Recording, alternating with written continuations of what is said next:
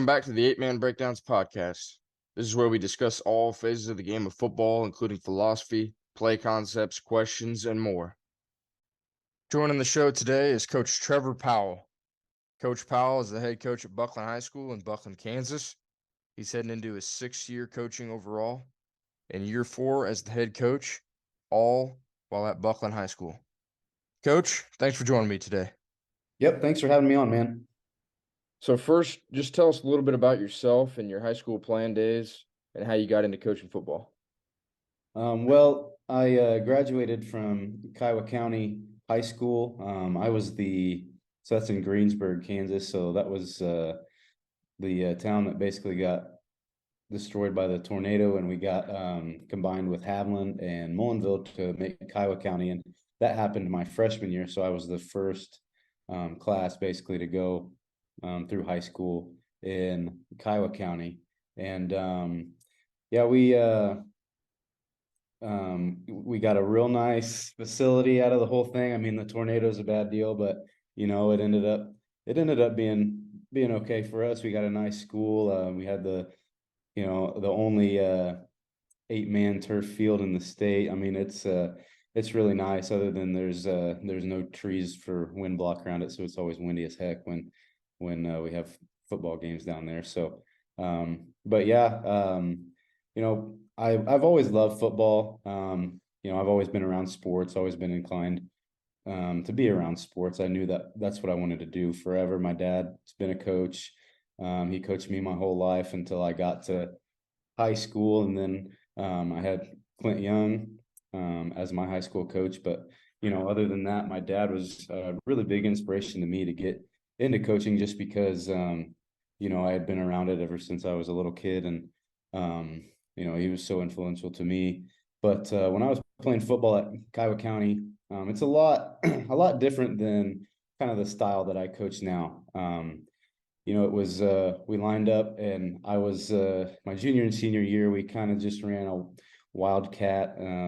We had a spinner type offense where I was the quarterback, but I only threw 30 passes the entire season. So very, very run heavy.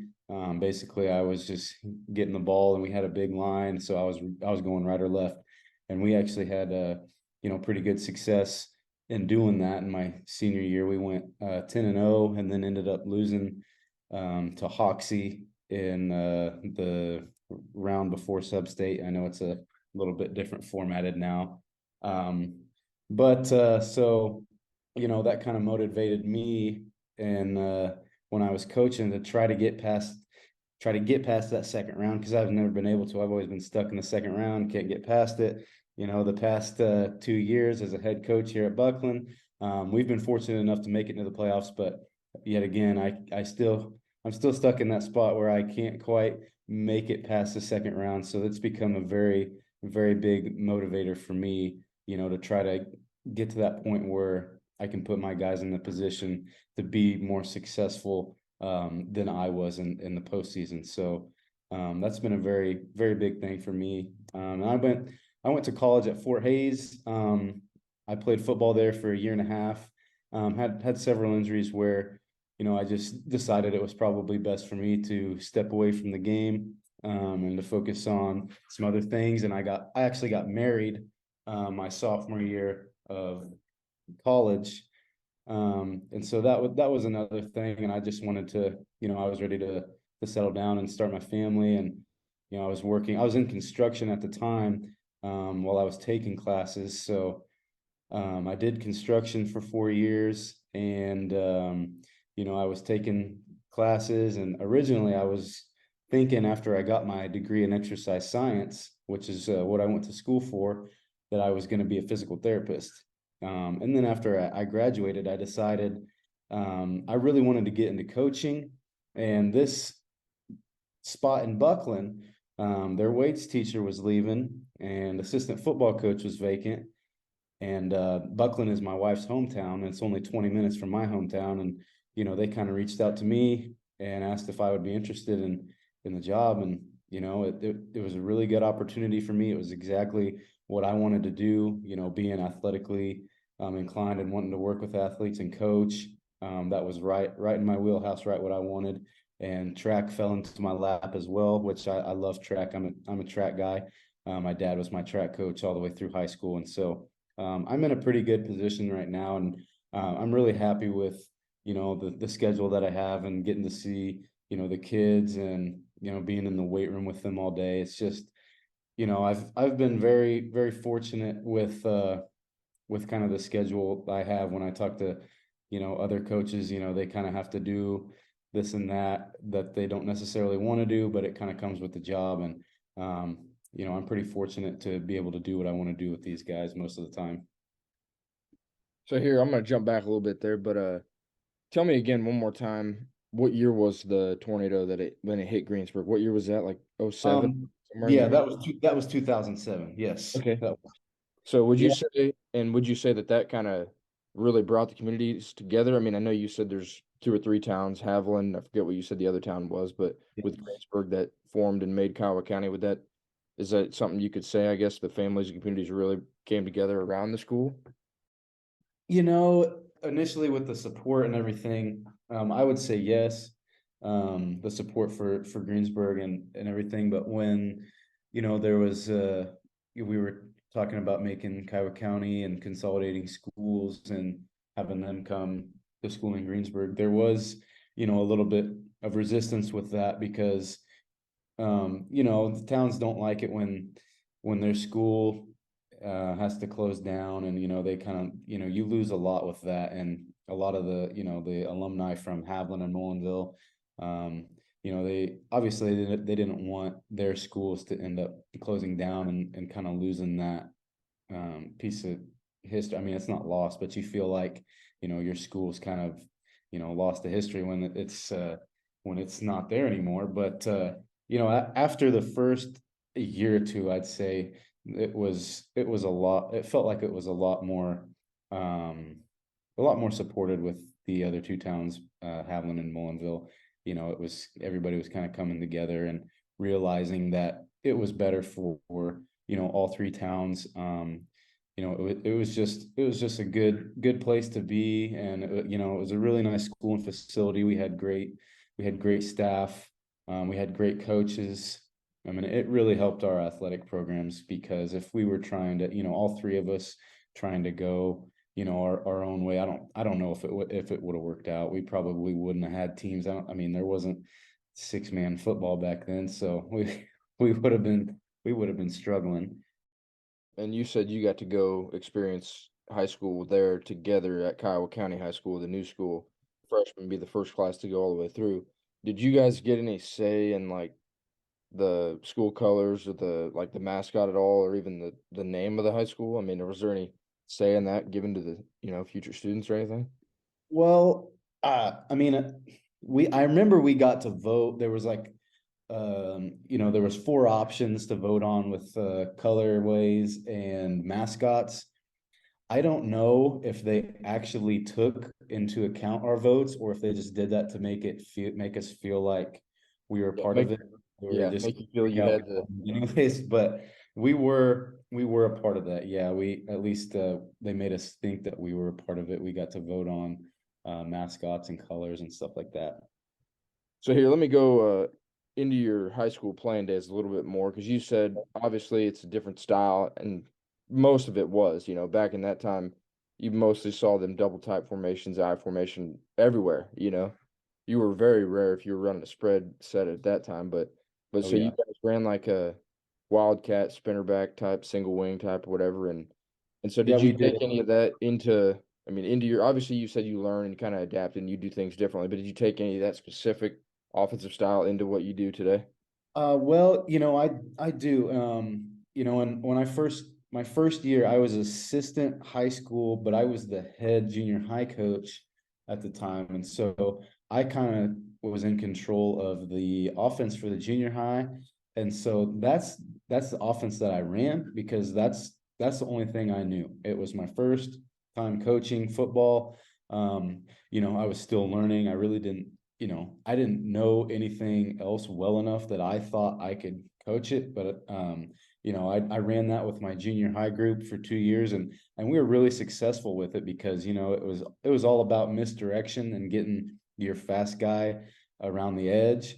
And, if you do that in junior high, I mean, if you get a fast kid around the edge and he breaks a tackle, I mean, it's most likely going to be a touchdown in junior high.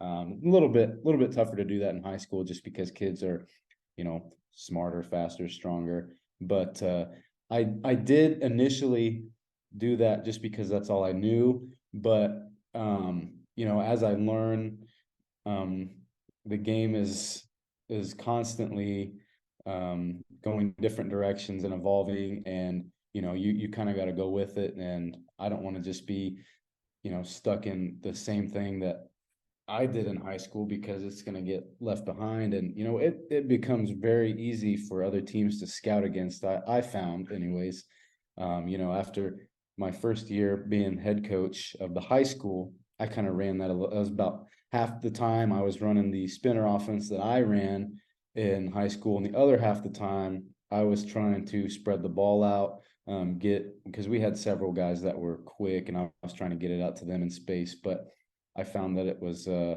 had a lot more success when I was doing that, spreading it out, getting it to the edge of the field and letting my guys make plays. And we really didn't have, a dominant line that could move guys around and, create gaps and trap and all that stuff. And I had to learn that the hard way. I thought that, this should work, on paper, this should work. I mean, we've got athletic guys, but you kind of have to, unfortunately for me anyways, I have to, do that stuff the hard way and learn from my mistakes. And, but I still try to keep a little bit of that kind of in the back pocket, just because it can be a good thing for, other teams to have to scout against, because it's just, they're like, oh, they're just going to throw in this random spinner package. um, and it kind of just gives another thing for defenses to look at. So that's kind of like now evolving. That's kind of the only reason I use it, is just to keep people guessing, keep them on their toes.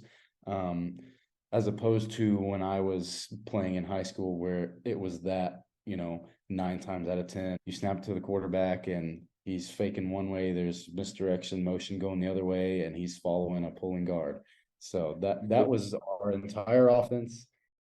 And then going back to, you were talking about your motivation, to get past the second round and all that, which you can't sell yourself short, obviously. So I don't know a lot about Bucklin history, but I know that I hadn't heard of Bucklin much prior to you being a head coach there, obviously. So talk about the history of Bucklin, like before you got there, just what was the situation like prior to you getting there?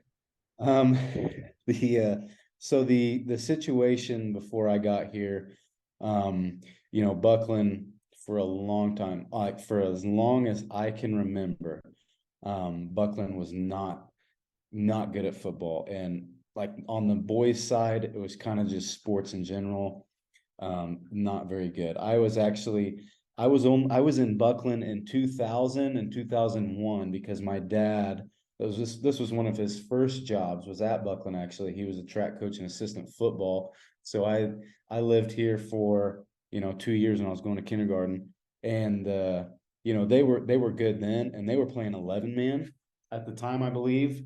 And then I think 2 years after that, they went back down to 8-man because they just lost so many kids. And then after that point, I think it was like from 2003 on, they've they've been really bad. I think at one point when I was in high school, I think it was from my 8th grade to my senior year, they did not win a game of football. It was like the longest active losing streak in the nation. Wow.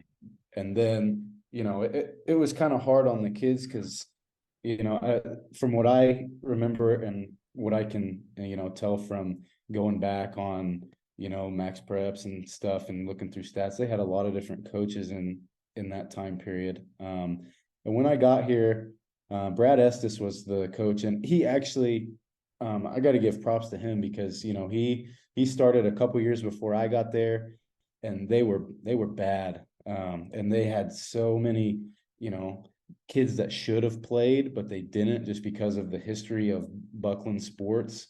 and so he was having to play with like 10, 11 guys for those 3 years before I got there. And they went they were winning, 2-3, they won 4 games the first year I was an assistant coach. And it was just kind of slowly building, going in the right direction. And he was a really good coach. He was really, really smart. And I give a lot of props to him, because that's kind of, when I took over, I was using a lot of his offensive schemes and stuff that he was having.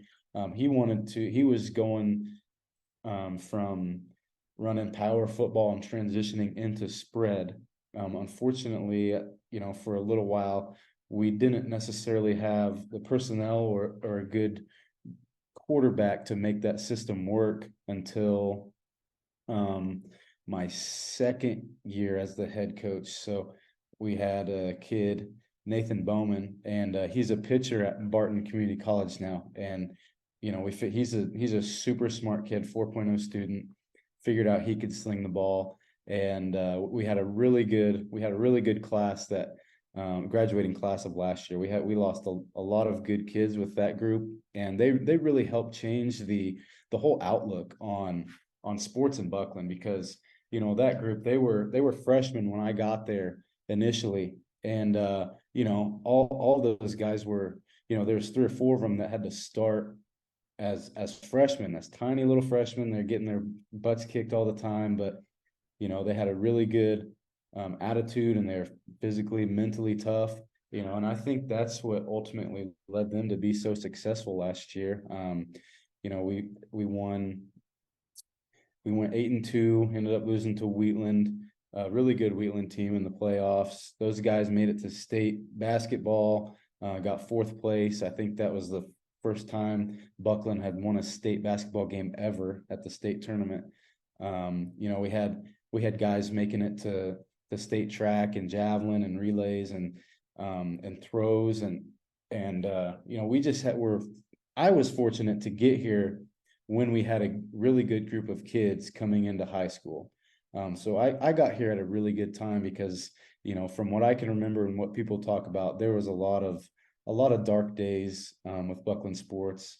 It was kind of just, everybody looked down on them, and nobody was coming to games. None of the kids wanted to be involved because it was going so poorly. But man, it's definitely turned around. It started with Brad Estes, and then when I got here and was able to take over, man, I got to give credit to the kids, man, because you got to overcome that mentally when there's that stigma around your town, and they really have. So they've done a great job with that. So you have to give yourself credit because it starts with the coaches, right? But then, of course, it's on the players to maintain it. And so that's awesome that those guys came through that at that time for you, and Yeah. then they came through and got better. Put the effort in and the consistent work to change the Bucklin image, and obviously they did that. And so, Yeah. Yeah. It was, it was really good for those guys. And we have a lot of kids that are, really consistent. I'm fortunate enough to see all the kids every day in weights and strength and conditioning class that I have. And I also run the summer program. I have about, I think 95% of the guys who play, they show up, fairly regularly, if not all the time in the summer for summer training. And that's been a big part of it, is because, for a long time that didn't happen. And, these kids, I don't feel like I'm doing anything special. Just these guys being willing to, listen and take in what I'm saying, and, going out and putting the effort in, putting the work in. I mean, I only can put them in the position to be successful. They're the ones who they've got to go out and actually do it and go through all the stuff that they go through being, teenage student athletes. And, there's a lot more that goes on behind the scenes than some people think. But, these kids, they do a really good job of buying in and just understanding what it takes to be successful. And I really hope that continues to happen. And, we get the younger guys, like the junior high guys and the elementary school guys. I hope that they can see that, and we continue to build this thing. So, Coach, what would you say separates your program from others? You know, one thing that I think really helps us out is stuff I do in the summer. And I know I would assume every team has a summer program that they go through, and they're lifting weights and they got guys coming in, and you're trying to get them to work out and to run, get in shape, and get them faster or whatever. But one thing that has really allowed me to do more and create more buy-in is doing a sprint-based program called Feed the Cats. And I know several coaches that are starting to go this route. It's sprint-based training for I use it for football. I use it during the year in our weights program. I use it for track, and it's just the kids get excited when we do that. They love doing that. They love to see improvements in their top speed, which I convert. Whenever they run, I have a laser timer and I time them running on the track and get their top speed, and I can show them how fast miles per hour that they're running. You went this much faster or this much slower than you did last week, and it's really created a really good environment, and the kids get really excited about it. And I think that's one thing that really helps. And because I remember we had, when I was in high school, we had weights and conditioning, and I loved going to the weight room. But then when we had our conditioning, it sucked, man. We were running gassers and all the 80-yard sprint or 100 meters on the track, and we were running like 20 of them, man. And it just killed you, but it was just something you did because you wanted to be tougher than the other team. And that's kind of something that I've been getting away from doing. I kind of like, now I kind of view that as just pointless conditioning to make them tired. Anything that I do with them is at full speed. What are they going to be doing in games, right? And that's a play is averaging 4 or 5 seconds, and it's at 100% of your effort, right? It's not a play, not normally is going to last 30 seconds where you run fast for 5 seconds and then you're slow the rest of the time. So I think that's one thing that has allowed us to, it makes us, to me, I think we look faster. The guys feel better. They have more fun, when we're not necessarily, I don't call it conditioning ever. I call it speed work, and I put that into our practices.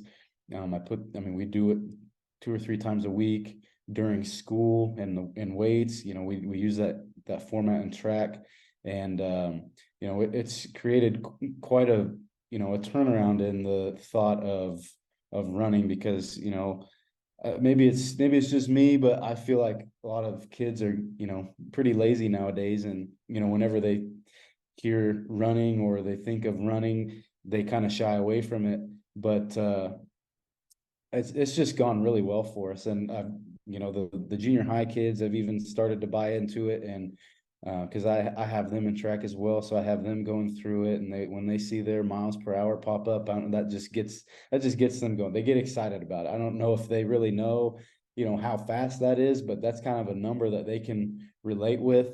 Because if I tell an eighth grader that he ran a 5.640, that's not really going to mean a lot to him. But if I can tell him how fast he's going, he can kind of understand that a little bit better. So I think that's one thing that's kind of helped me get guys to come consistently and actually want to be there and put in the amount of effort that is required during training, because it does take a lot. If you just come through and go through the motions, it's not going to do you any good. So I do think that has helped us quite a bit.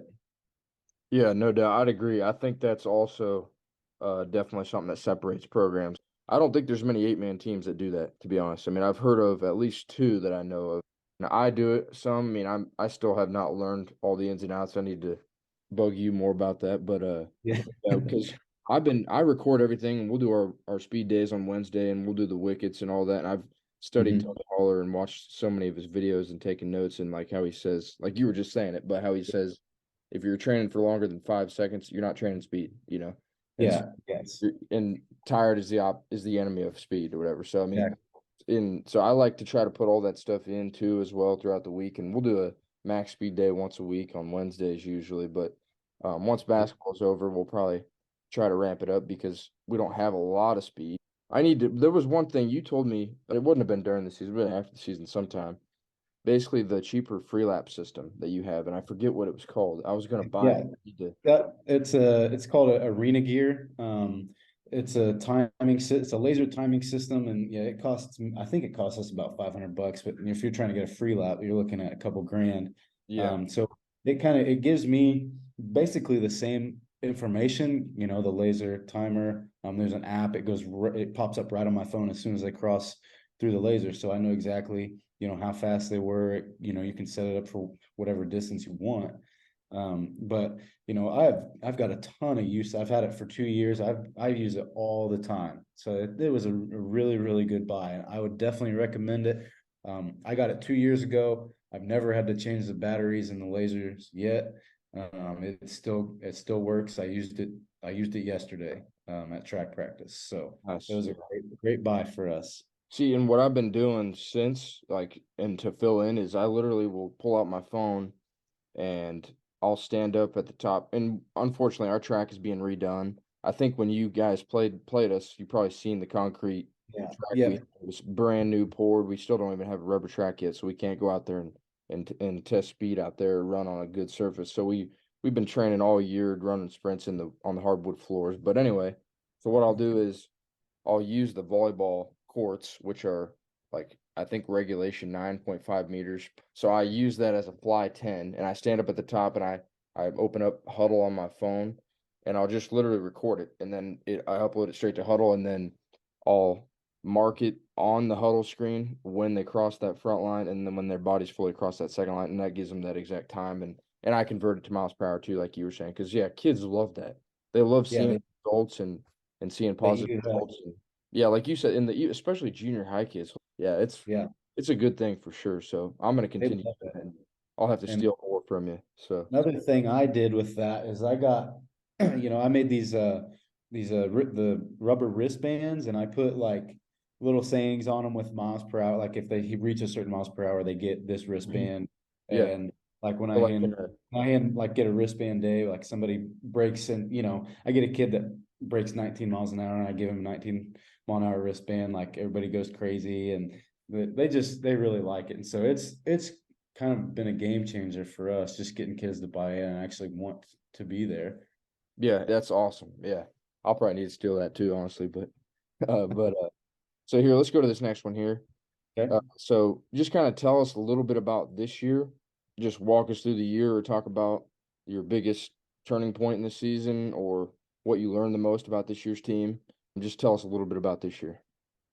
Well, going into this year, we had to move a lot of guys around. I know, 8-man teams have to do that quite a bit because you lose a guy or two there, and it feels like you have a completely different team. But um, you know, after last year's class graduated, we lost 5 seniors. It was a really, really solid group. We had some really strong leadership with those guys, and a lot of those guys, like I said earlier, they had been playing, for 3-4 years. And when you get 4 or 5 of those guys both ways out, and you've got we have some talented kids, we really do. We have some younger guys, like some juniors and sophomores, and guys that are really good athletes. They just didn't have they just weren't confident enough with the position that I had to put them in initially. And we really, really lacked a leader on the field in game situations. We really struggled with that. I think the first half of the season, um, like we didn't even like when something was going wrong on the field, like everybody was looking around, nobody wanted to say anything, everybody was looking at me. Nobody wanted to step up and be a leader. We got 4 or 5 games in, and we had a couple guys like kind of figure out like, oh crap, nobody else is going to step in and do this for me. Maybe I should, step up and try to help these guys out. So that was our biggest issue this year. I would say is we weren't confident enough in the skills that we had, and we didn't have the leadership that we needed to bring those guys up that weren't necessarily confident early on and playing those positions. I had three sophomore kids that started. I had four juniors, and I'm only losing one senior, but he's a really good kid, and um, he did a lot for us on offense and defense. He was a really tough kid.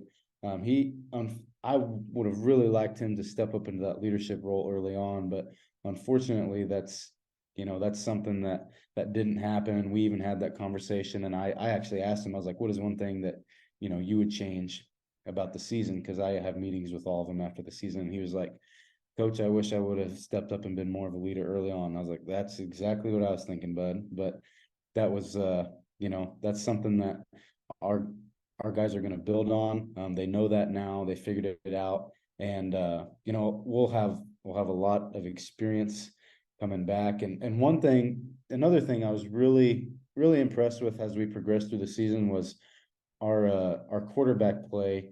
We had a sophomore kid that I put at quarterback. I moved him to quarterback like the day before our first game. So we went through all of summer, all of camp. We started the year with another kid at quarterback, and then it kind of clicked with me that wasn't going to be the best option for us with what I wanted to do. It didn't necessarily fit the identity that I wanted our offense to have. And so I made that switch, knowing that kid was a sophomore. He wasn't going to be experienced coming into that position, but I knew that he's the smartest kid on our team. I mean, he just, I swear that kid has a photographic memory. He can look at something once and he can repeat it back to you anytime you ask him the rest of the season. So that's one of the reasons I put him there. He's a good decision maker. I think he's going to develop into a good leader. And he actually started playing a lot better for us, and he kind of helped our offense. Down the stretch, we had a we have a junior, Andrew Bowman, who's our best playmaker, and he's originally who I thought we were going to have at quarterback, but with what I wanted to do with the offense, the best place for him was for me to be able to move him around and let him be a playmaker and get the ball out in space. And so I'm really happy with the way that our guys progressed throughout the year. I really wish that they could have figured that out over the summer and at the beginning of the year, but unfortunately, you can't you can't go out there and uh, and do it for them. They got to figure it out on their own. Took them a little longer than I wanted it to, but I think we've got some good things in store for us next year. Yeah, that's tough having one senior, and like you said, they were looking at each other and then looking at you, and they didn't know they were kind of looking to find somebody or who would step up. And unfortunately, at the end of the year, he realized that maybe he could have done that, but oh well, he Yeah, learned. And that's, I mean, I guess that's the downfall of having one senior. But the good news for only having one senior is obviously the future. So, yeah. so let's go. We'll take that into the next question. So only losing that one senior and returning a lot of guys, obviously. What do you look forward to going into next year? I'm really excited with what we have coming back. We've got a lot of experienced guys coming back now. Like I said, losing that one senior, but there was actually a couple games there where he was limited with his play because of an ankle injury, and so sometimes he wasn't even out there on the field. And so we've had guys out there that are going to be experienced in those tough situations. um, I think we've got it figured out with who our leaders are going to be, who's stepped up. We've already had conversations with kids that my assistant coach and I think it should be and think it needs to be. So I don't necessarily think we're going to have that problem with the leadership on the field, because I can say whatever I want to them, but I'm on the sideline. They're the ones out there, and there's got to be somebody out there that's the glue and that holds everybody together. and keeps everybody accountable and confident and allowing us to play fast and free. And that's another thing I'm excited about is the level of athleticism that we're bringing back. We've got a lot of kids that can make a play with the ball. I honestly I feel comfortable with there's 5 guys that I feel comfortable getting the ball to on any given play. And I've never really been in that situation before as a coach. I've had 1 or 2 guys that, I know I can get the ball in their hands and they're gonna, be my playmaker. But I've got, like I said, I've got 4 or 5 that I'm looking at that, anytime I wanted to get them the ball, I'm confident that they're going to be able to make plays with it. And so that's something that's really got me excited. It's kind of got me, thinking, I've been thinking all year about what I can do to, like, scheme wise to try to get certain guys involved and try to keep it, you know, um, to where we're not just going to be one dimensional and only everybody's going to expect us doing one thing and that's what they're going to prepare for. And so, but I think with the guys that we have, it's going to be a lot easier for me as a play caller because when you have 1 or 2 guys, you kind of know what's going to work and what's probably not going to work going in. But like I said, when you have more playmakers, it's kind of, I feel like to me it's going to be easier because if something's not working, I can go try to get this other kid involved. It's like, okay, now they've adapted to that. They're playing heavy on that guy. Now I can try to get this guy involved. And I've just got several different options. And our quarterback, he's going to continue to get better. He's already been asking questions and stuff and trying to get prepared for this upcoming season, which really gets me excited because I think it's really important for the offensive coach and the quarterback communication to be, you gotta know what basically what the other one is thinking. He's gotta understand what I want when he's on the field and I'm on the sideline trying to call stuff, and I've got to understand, his level and where he's at on the field and what he's going to understand.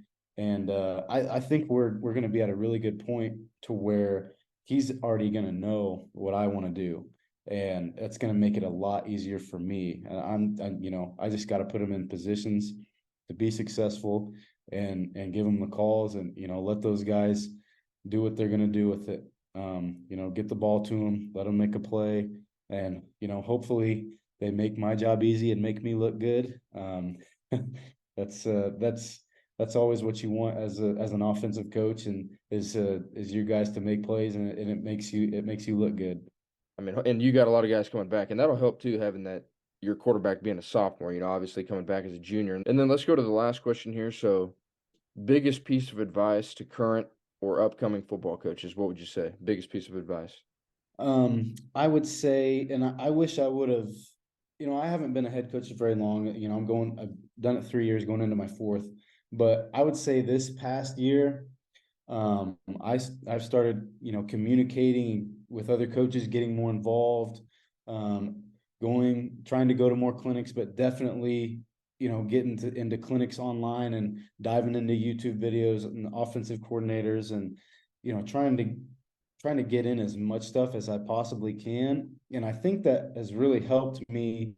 That has helped broaden my knowledge as a play caller, and not be so, one dimensional or locked into doing stuff that I only know how to coach or what I've done in the past. And I think that being open to change and allowing yourself to, learn from other coaches and realize that you're probably not the smartest coach in the room when you walk into a clinic. Um, that's been a huge thing for me, is just being willing to communicate and learn and wanting to learn, because I mean, I feel like this, after last season ended and going into this season, I was just constantly watching videos, listening to talks, trying to learn and trying to get better. And that's something I wish I would have done my first 2 years, because I mean, I just, you know, I was kind of stuck in my ways a little bit, and I wish I would have started to evolve sooner, because there's a ton of stuff out there that I don't know. There's a lot smarter coaches than I am, so I'm constantly trying to find those guys and learn from them, and try to help my guys out and put them in the best possible position to be successful. And I always don't have the answers for that. And so I'm trying to go out and find other guys who have been successful. Maybe they have that answer. Maybe I can adapt that and implement that into my program. 100%. Yeah, being open to change and learning from others, and just you recognizing that you want to continue growing. That's huge. And I was the same way. My first 2 years of coaching junior high as a head coach, and I thought I knew it all, and definitely not. The only thing I knew really was what I did in high school. And then I quickly Exactly. realized that I did not want to do that. Like, I had ran the I formation, like a misdirection, like a variation of the single wing, or the old school power I stuff, but in the 8-man version of it my whole career, even as an assistant coach. And then finally got my chance to be on my own. I was like, I did not want to do that. And during my time as being an assistant, I just kept learning and doing what you're doing, and trying to build connections and learn from others. Because absolutely, there's definitely coaches out there that are smarter than me for sure. And if you can soak up knowledge from them, or even get one thing from them, then that's huge. And it's a lot, it's a lot better for your kids. Have more fun. I feel like they're more bought into practice when, they never know if you're going to try to bring in something new, bring in this new play, or a new style of offense, or a new concept, or it could be, uh, a play that we run all the time, even the most basic play. But, if I let them come up with a new name for it that week, man, it seems like it's a completely new play, and there's a new level of excitement for it. And that's just something I've learned. Is another thing too, is try to let your kids be more involved. And if you're going through practice and you're running off through offense for 30-45 minutes, and you're running the same plays over and over and over again, which is what I was doing my first 2 years. And the kids get, you can tell they start to lose interest about 15 minutes in. They start to get bored. And but in your mind, in the coach's mind, it was like, man, we got to be perfect on these reps. We got to keep going. We got to do it again, again, again, again. But at some point, you got to learn, to adapt and be willing to change, so that you can get more buy-in, and let your players have more fun. Because if coming to practice is the best part of your day, you're going to get a lot more out of them, and they're going to have a lot more fun. So that's definitely been big for me. Well, Coach, thanks again for taking the time to come on. Really appreciate you coming on and doing this with me. Oh yeah, no problem, man. Anytime. I appreciate you doing this. I think you've got a lot of good content on your page, and hopefully we can get some more coaches involved in this, because it's definitely a good thing when you can talk to other coaches, because I feel like you always learn something new every time you do that. Yep, absolutely. And that's going to do it for this episode of the 8-Man Breakdowns podcast. If you ever have a question for me, feel free to comment down below on this video, or visit my bio to shoot me an email. If you've learned anything or enjoy any of these videos, please click subscribe and check out some of my other videos right here. And as always, guys, thanks for tuning in.